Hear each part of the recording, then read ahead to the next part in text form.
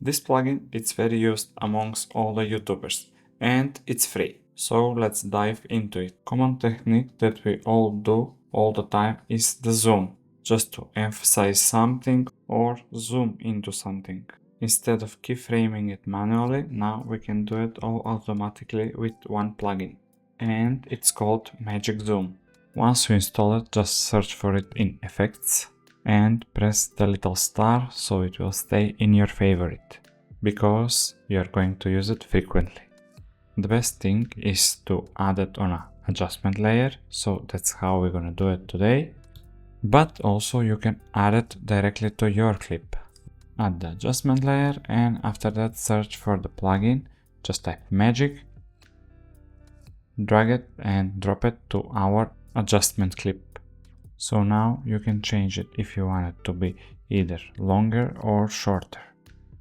There is also full set of customized settings, so you can find them in the inspector menu. You have camera shake or motion blur. One more useful tip: make sure you select your clip, click on this drop down menu over here and select Fusion Overlay. A small little X green will appear. Now you can adjust where the center point of that zoom is. If you want to aim it for the host, just put X on top of it. If you have a favorite plugin, just write it down in the comments. In this video, I will guide you through resolving the media offline error in DaVinci Resolve. We'll encounter the frustrating issue with the alarming dark red background and warning sign. It can cause a little bit of panic, especially after spending hours of editing. But don't worry, once you know the steps, it's actually pretty simple to resolve and get everything back to normal. Let's get started. The most common reason for the media offline error is when you moved a file to another folder. For example, if you import a file into DaVinci Resolve from a specific folder and then later move that file or change its name for a better organization, DaVinci can't find it anymore because it has disappeared from the original location. To fix this, you need to relink your file, showing DaVinci where it is now located. In the Edit or Cut pages, go to the top left of DaVinci Resolve and click the chain icon labeled Relink Media. In the window that appears, you have two options. Locate, if you know where the file is, click Locate. Find the new location and press Open. This should resolve the media offline error. And the second one is Disk Search. If you can't find the file manually, use Disk Search for more in-depth search on your computer hard drive. But this might take some time if you have a lot of files. But it should eventually locate your missing file. Cause 2. Accidentally deleting a file from a media pool. Another common cause is accidentally deleting a file from your media pool. If you have many files and accidentally press backspace, causing a file to be removed, this will result in a media offline error in your timeline. To fix this, you need to re-import the file into the media pool. Re-importing the file, unlike the first method, you can't use the Relink Media button because it will show 0 missing clips. Instead, you need to do it manually, importing the file. First thing, use the shortcut Command+I on Mac or Ctrl+I on PC. Locate the missing file, press Open, and it will be restored in your media pool, resolving the issue. And there you have it. By following those steps, you can easily find the media offline error and continue your editing without any issue. Eventually, this can happen to everyone, so don't worry, let's fix it.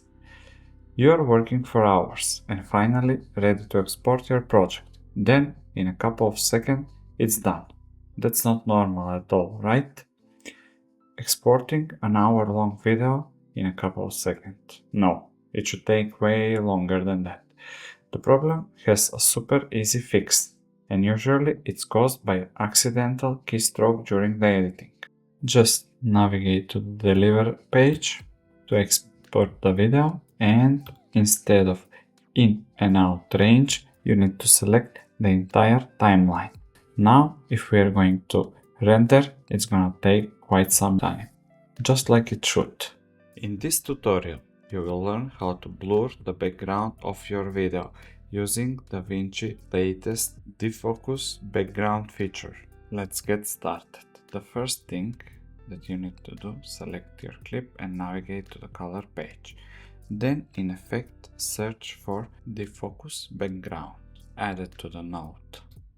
Did you notice that the background is not yet blurred? Don't worry, we're gonna fix that. First, we need to select our subject and then we're gonna blur the background. To select our subject, first thing that we need to do is select the magic mask. Now, navigate to the person mask and select the eyedropper.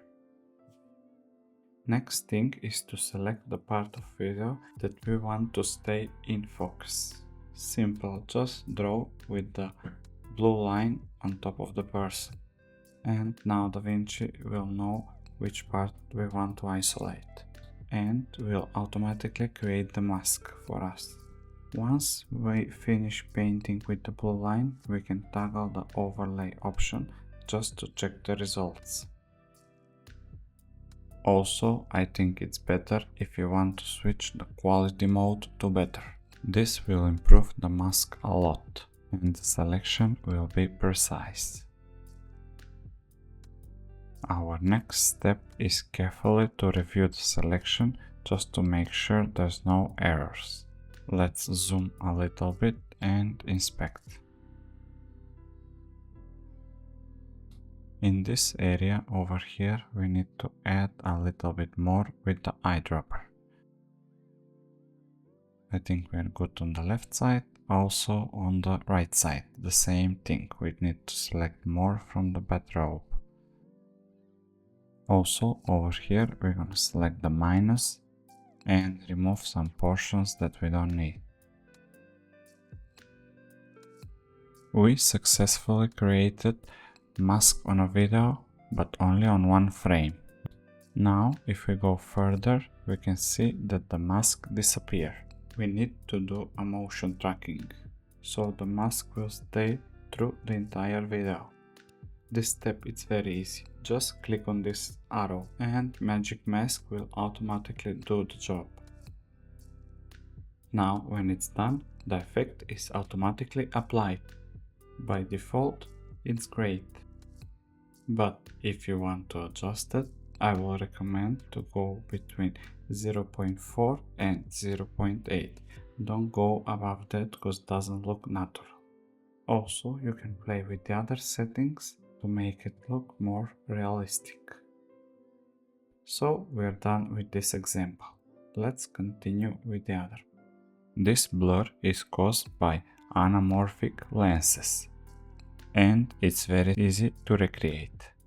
In advanced mode, just increase the slider where it says anamorphism. What this is doing is applying horizontal distortion to our blur.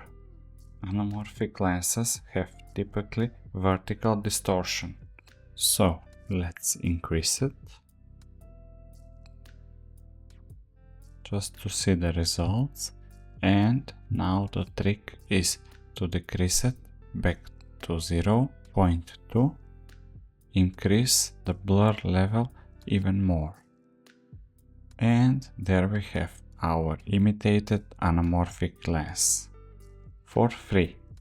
Well, for the price of DaVinci Resolve Studio, because you need Studio version for this feature. I hope you like this kind of tutorial, and if you want to learn more about DaVinci, subscribe to my channel. Let's get started. Here on my timeline I have two clips without any transition. In order to put one, I'm going to navigate to the Effect panel, open Effects, and drag the adjustment clip on top of them.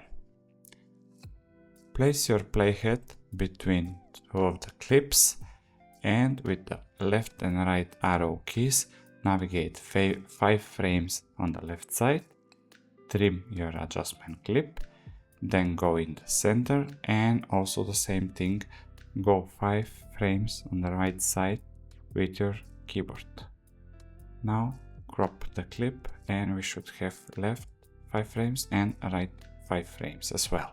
Once you adjustment the length of the adjustment layer, select your clip and navigate to the Fusion tab. Select Media in Node and press Ctrl space on Windows or Shift and space on Mac. Type Transform and choose this one FX. Press Add. Make sure the Inspector tab is enabled.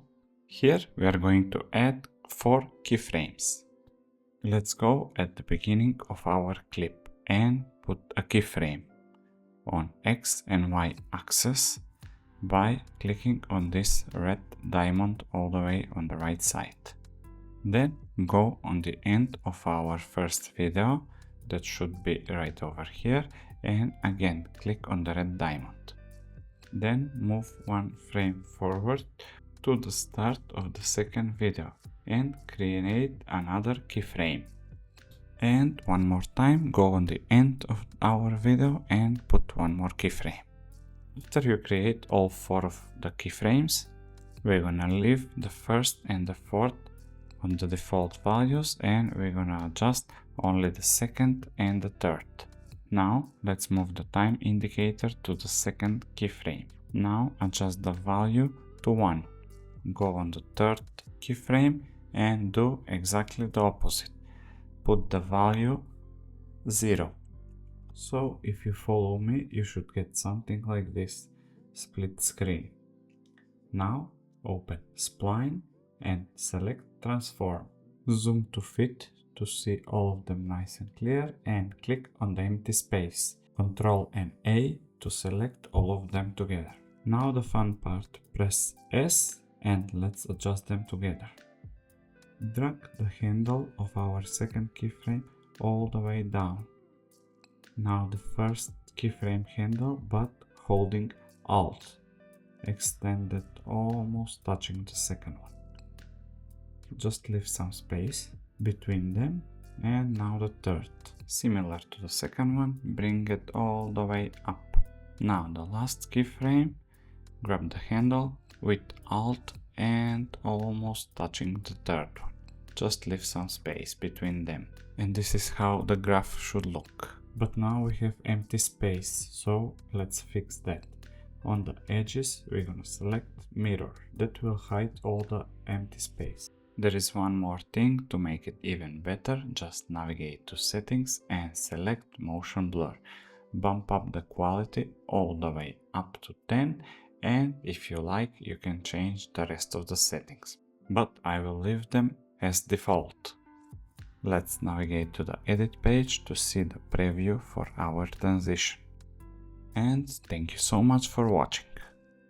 Someone in the comments asked how I'm doing the icons like Ali Abdaal, so today we're going to learn it. I'm doing them in Photoshop, but if you don't have the paid version, you can do it online. Just type in Google online Photoshop, and the first link that will pop up, Photopea, you can use it. You can do a custom canvas or use one of the presets. Completely doesn't matter which preset you're gonna use. For this example, I'm going to use Instagram. Just make sure that you're gonna press on background transparent. That's a crucial step. Now I'm going to import an icon. I just downloaded from flaticons.com. They are free. Just center it and select the rectangle tool. Make sure the background color is selected to white and there's no stroke. You can put 0 pixels just to make sure. Now simply draw a rectangle. You need to switch the layers. The icon needs to be on the top and your rectangular shape should stay on the bottom. Press the selector tool and align them. we need to make rounded edges. Just press properties in live shape all the way on the bottom. Just put around 50. So I think this is pretty good. And that's how you do it. For export, you can just press File, Export As, and you can choose whatever format you want. Today I'm going to show you how to do a zoom in and out transition in DaVinci Resolve. This works pretty much with anything: music videos, commercial and social media. So let's get started. Let's create adjustment layer and put above our videos. Make it 10 frames from the left side and as well 10 frames from the right side.